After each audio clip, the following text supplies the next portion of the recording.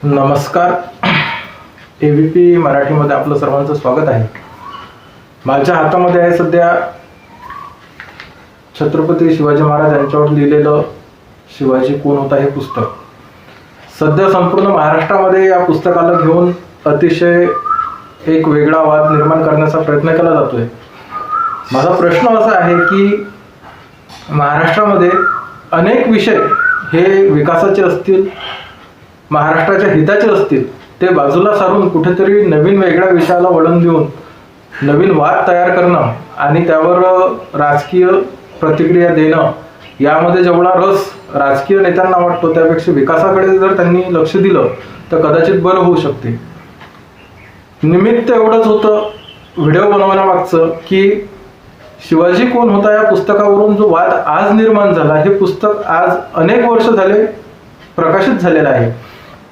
करोडो लोकांनी हे पुस्तक वाचलं सुद्धा आहे आणि छत्रपती शिवाजी महाराजांचं जे आरमार होतं, छत्रपती शिवाजी महाराजांचं जे नियोजन होतं, छत्रपती शिवाजी महाराजांची जी प्रेरणा होती, छत्रपती शिवाजी महाराजांचा जो काही इतिहास होता, हा लढाईच्या पलीकडे जाऊन कसा होता, त्यांचा दूरदृष्टिकोन कसा होता, हे सांगण्याचं काम या पुस्तकाच्या माध्यमातून लेखकाने केलं आहे. आता नावाचा एकेरी उल्लेख आहे असं जर आपण म्हणत असू तर असंख्य लोक आहेत की जे छत्रपती शिवाजी महाराज जयंती असेल किंवा इतर कुठल्याही जयंतीच्या वेळी एक नारा देतात, आवर्जून नारा दिला जातो. त्यामध्ये म्हटलं जाते जय भवानी जय शिवाजी. मग हा एकेरी उल्लेख होत नाही का? इव्हन ज्या शिवसेनेच्या माध्यमातून हा सगळा या पुस्तकाला घेऊन किंवा नावाला घेऊन जो काही ड्रामा या ठिकाणी तयार झाला आहे, त्या शिवसेनेचं ब्रीद वाक्य आहे ते जय भवानी जय शिवाजी. त्यांच्या प्रत्येक कार्यक्रमामध्ये त्यांचं ते घोषवाक्य बनलेलं आहे. मग तेव्हा अनादर होत नाही का, हा प्रश्न निमित्त निर्माण होतो.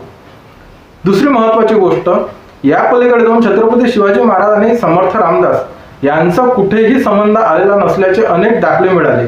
कोर्टाच्या माध्यमातून ते सुद्धा सिद्ध करण्यात आलं की समर्थ रामदास स्वामी हे छत्रपती शिवाजी महाराजांचे गुरु नव्हते.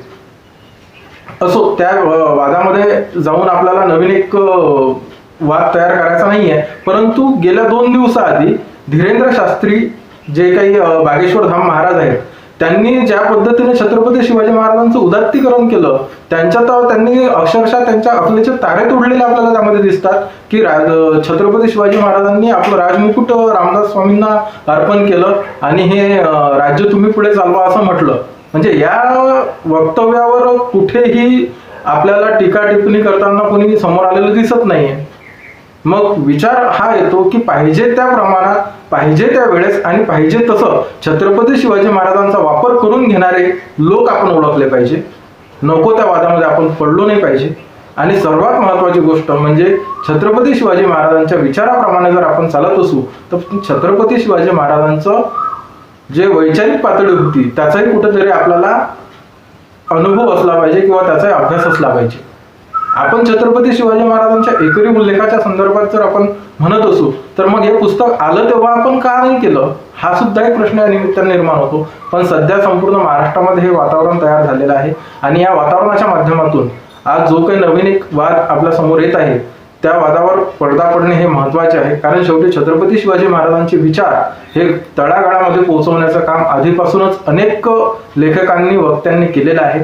आणि गोविंद पानसरे जी आहेत की ज्यांच्या माध्यमातून खूप मोठं एक विचारधारा पेरण्याचं काम त्या काळामध्ये झालं आहे.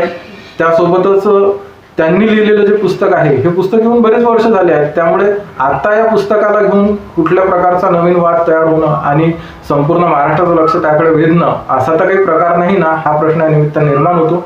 सर्वात महत्वाची गोष्ट अशी आहे की या सगळ्या गोष्टी बाजूला सारून कुठेतरी शेतकऱ्यांचे प्रश्न असतील, बेरोजगारीचे प्रश्न असतील किंवा महाराष्ट्राच्या विकासाचे प्रश्न असतील, याकडे सर्व राजकारण्यांनी लक्ष देण्याची गरज आहे. या पुस्तकाच्या निमित्ताने निर्माण झालेल्या वादाच्या नंतर प्रतिक्रिया देण्याचा माझा काही एक हेतू नव्हता. परंतु मुळात मुद्दा असा होता की पुस्तक येऊन बरीच वर्ष झाले. काल परवा झालेलं ते जे काही धीरेंद्र शास्त्री म्हणजे बागेश्वर धाम यांचं वक्तव्य आहे, तसाही कुठेतरी निषेध या पुस्तकाला विरोध करणाऱ्या लोकांनी केला पाहिजे असं माझं स्पष्ट मत आहे. त्यामुळे नक्कीच लोकांनी या गोष्टीकडे दुर्लक्ष करायला पाहिजे आणि त्या पुस्तकाच्या संदर्भात जो काही एक नवीन वाद निर्माण होण्याचं चिन्ह आपल्या महाराष्ट्रामध्ये तयार झालेलं आहे ते कुठंतरी थांबलं पाहिजे, हीच प्रामाणिक इच्छा आहे. जय जिजाऊ, जय शिवराय, जय महाराष्ट्र, जय हिंद.